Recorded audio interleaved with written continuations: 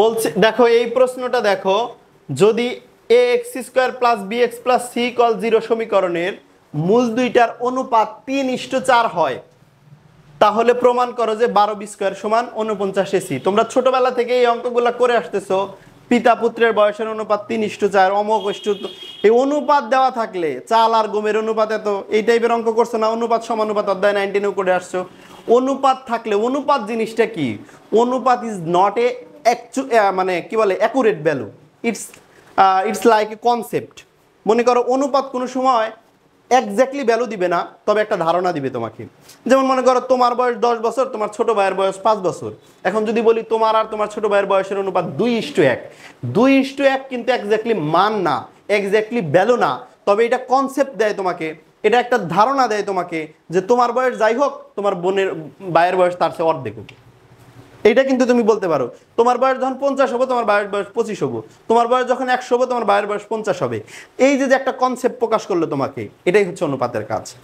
আর আরেকটা ব্যাপার, অনুপাত থেকে যদি এক্স্যাক্টলি মানে চলে যেতে চাও, এখন এক্স্যাক্টলি মান জানতে চাও, তাহলে অনুপাতের যে ভ্যালু আছে ওই ভ্যালুরে কোনো একটা নির্দিষ্ট গুণিতক দ্বারা গুণ করতে হবে, কোনো একটা নির্দিষ্ট গুণিতক দ্বারা গুণ করতে হবে। সেটা এক এক সময় এক এক রকম সংখ্যা হইতে পারে। আমি কি বুঝাইতে পারছি ব্যাপারটা? দেখো এইখানে এই সমীকরণের মূল দ্বয়ের অনুপাত দেওয়া আছে 3:4, তাহলে এই সমীকরণের মূল দুইটারে কোনো একটা কিছু দ্বারা, কোনো একটা উৎপাদক দ্বারা গুণ করলে এক্স্যাক্টলি মান পাওয়া যাবে। সেই উৎপাদকটা কত আমি জানি না, তাহলে আমি ধরে নিব, ধরি আচ্ছা দেওয়া আছে, এটা লিখে নিতে পারো। গিভেন ax² + bx + c = 0, এরপরে লেখো ধরি প্রদত্ত সমীকরণের মূল দ্বয়ের অনুপাত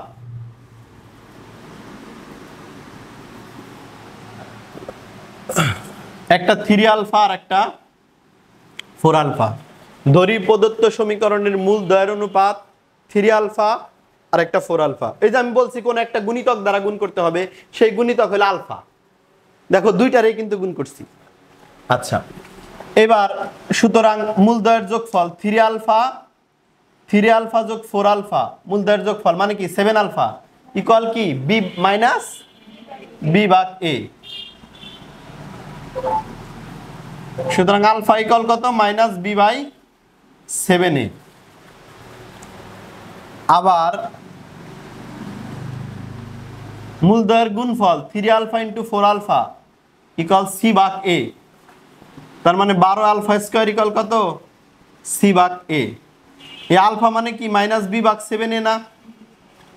বসায় দাও মান, তাহলে 12b²/49a হয়, a² হয় ইকুয়াল c/a। এখন আর গুণ করলে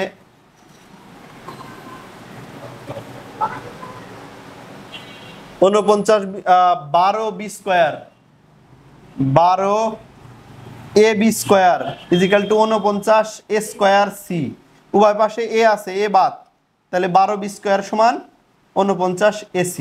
প্রমাণিত, এটাই প্রমাণ করতে বলেছিল। 6 এর 1 নাম্বার অঙ্ক করলাম আমরা এটা।